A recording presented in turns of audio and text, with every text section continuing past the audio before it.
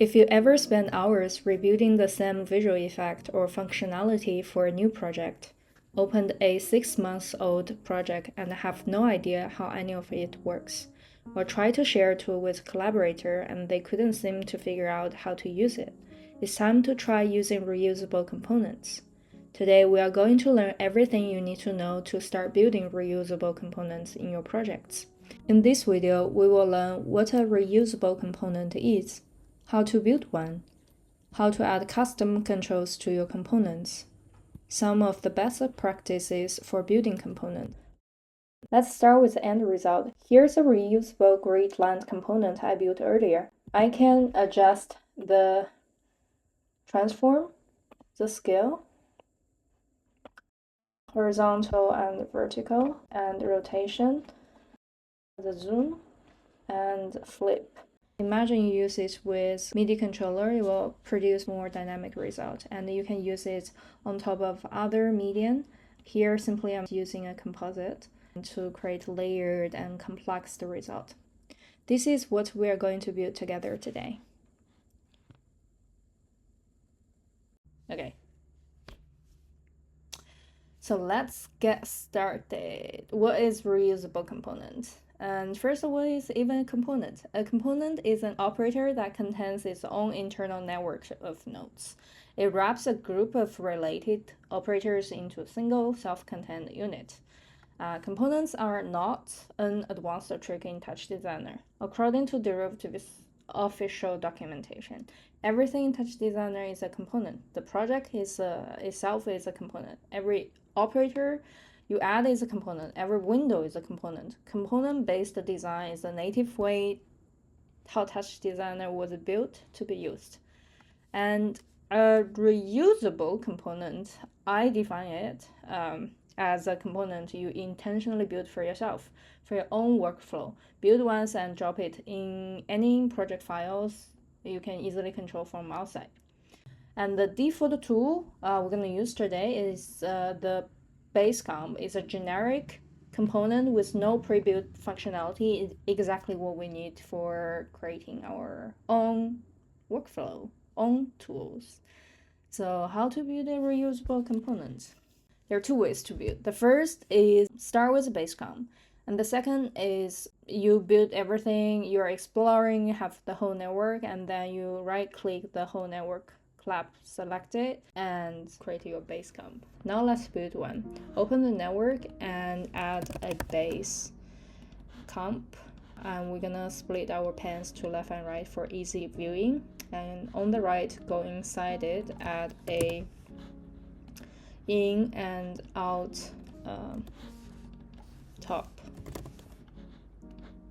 And you can see as we add the in and out, it will automatically add the input and output port to our base component. And we're gonna add a movie file in and a now and display it. In the image, I'm using touchdesigner default one, gray wedge, and then between in and out, we're gonna create the effect. In this case, let's add a transform and a mirror.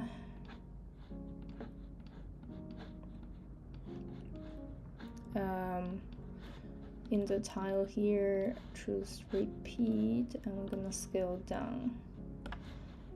And we can just try out different parameters to see the looks. How do we decide which parameters we want to add to the component and to control? My approach is normally I will just mess around with different parameters, try different combinations to see which generate the desired effect I have in mind. And I will find a piece of paper, write down all the parameters, or find a place to document all those parameters, because trust me, you won't remember them. And then I will transport them into the custom component. So in this case, while I'm messing around, I was thinking, okay, scale is something interesting I want to put, and translate is also interesting to me. And the mirror, flip X, is also interesting, and maybe also rotate. So with these 4 parameters, we have in mind, let's start adding those to our custom parameters. To create custom parameters, there are actually two ways. I will show you the first way. First, I call it bottom-up approach. Right-click the component, custom component, which brings out the component editor. And in here, we need to add a page first to host all of our, let's open this parameters editor. So by default, this is the tabs it has inherently. And then once we add the control page, you see it shows up as a tab. And in here, we're going to have all of our custom parameters. We go inside of our internal node, drag the parameters onto the component editor, and select band new part as master. There are three different options. If you want the rule of thumb, choose the first one. If you use the bottom-up approach, what I mean by that is when you reference value from the internal node to the component, and bind will create bi-directional link between these two. So whenever you change one side, it will change the other, and we want to make the component as master, not the internal one. So choose the first one. And then by default, it will take the name and the range and the types the style from the internal parameter. And in this case, we want to change it to translate. And then you can also change the range. Once you change the range, you will override the existing one. Let's do the same for scale. And then do the same for mirror. I need to rotate and flip. So let's see how it looks. So now when we changing, it will change our parameters. Nice. So that's the basic of it. And I'll show you the other way to add the parameters. This is the bottom-up approach. And if we want to do the top-down approach, which I mean creating the parameters from the component editor here and then reference to the internal network. To show you the difference, let's add another transform. And I will add a parameter called zoom, and then it should be a float. And I add parameters, and I put in under the scale. By dragging the parameters here, you can change the order of the controls, and you can also add the sections to differentiate them. Let's add a section here. All right. For the zoom, let's test first the zoom. I want to use the zoom to drive the scale, and I want it to be 0.1 to 2. Then we just drag this one. I want to put it on the scale and select band. This is the same. If you use the top-down approach, choose the band will be okay most of the time, because it will take component as a master and the internal node as the follower, but each one will change in both sides. All right, let's also make these repeat. Yeah, and you can have like endless pattern of this effect.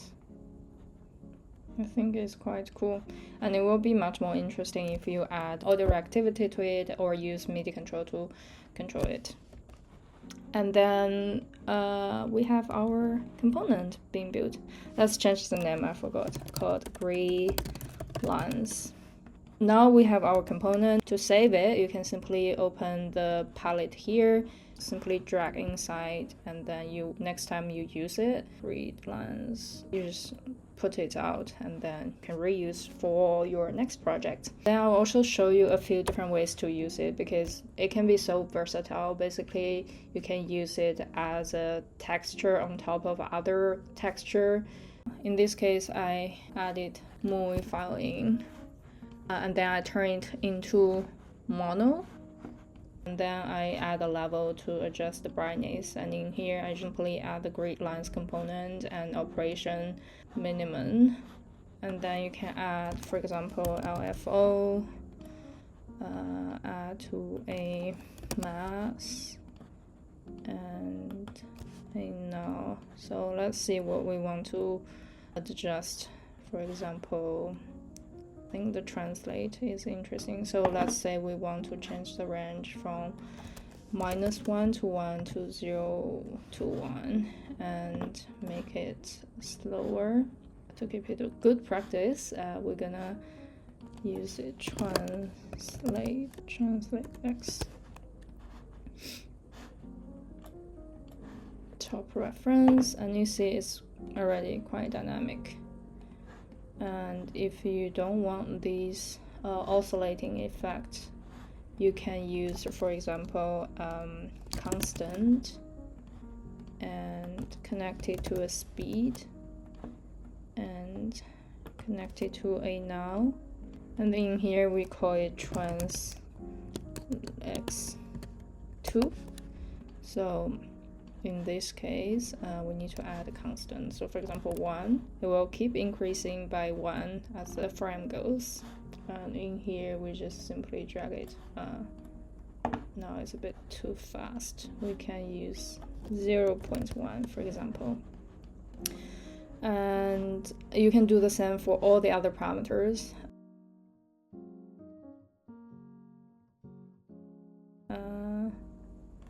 Okay, let's keep it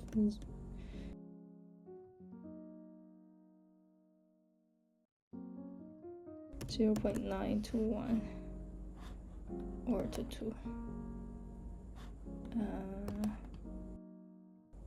Yeah, maybe 1 to 2 or 0.5 to 1. No, this one it's nice to use the oscillating value. And for example, we want to change the contrast between 2 and 3. Let's name it contrast, and then 2 and 3, and we chop the reference to the level here. And yeah, this is something, if you see there is a need, you can also put this node inside of that component and use it as a custom parameter so that it keeps clean. So a lot of times just experiment, and if you found something new, and you can also just copy and paste, delete this and put it inside, and keep iterating and refine your components as you go. I think that's basically everything. Let me see if I miss anything. Okay, I forgot one thing. There is another way to create custom component. This is built from scratch. There's another approach where you have, for example, experiment, and then you find this, okay, this effect is really cool, I want to reuse how to do it. Let's copy this one more time to pretend we created this look, and then we need to reset those parameters. Okay, this is a network we want to reuse, and we just select the ones from the in and out. Remember to add in and out. Click outside, and like collapse selected, it will become a component. And then you name it great lines, and then it's the same. And then you go through the same flow of creating custom parameters inside here, and then reference inside or from inside to the outside. Lastly, I want to mention a few best practices of building components.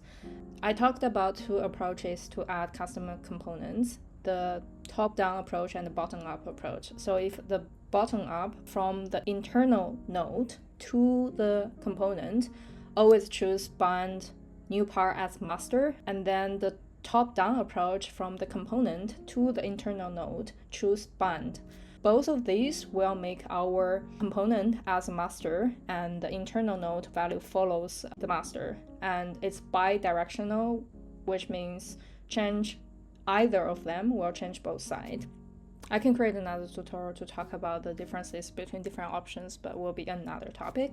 And the second thing is always test your component range after you set them. So in this case, for example, I would always test out the visual looks from the editor, and then if I see some glitch or error, I will go inside custom component again, and then, for example, change the default range, change the minimum and maximum here to make sure everything is okay, not break. And the third thing is if you want to use the same component in multiple places of your network, you can use clone for this. So type the base component, open the common page, and clone master, you just drag this one to the clone master, and then you will have the same as the grid lines, and it will allow you to input different values, and it will inherit all the values from the master.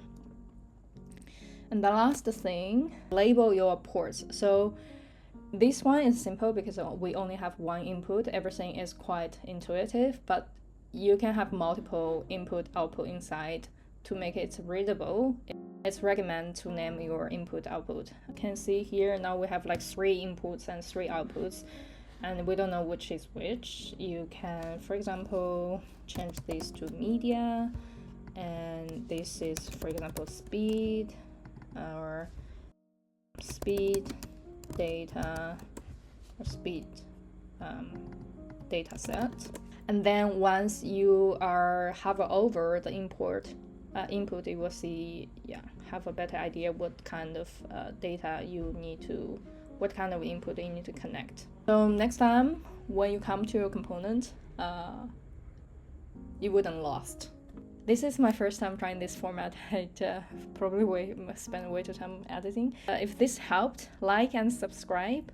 Drop a question in the comments if anything wasn't clear, and also let me know any of the tutorials or effects you want to see. I will try to make them. I'll see you in the next one. If you want the exact project files, remix ready templates, and commercial use assets, they're all on my Patreon. Download and project notes included, so you can remix faster and focus on what you do best, and support me to create more visual assets for you. See you next time!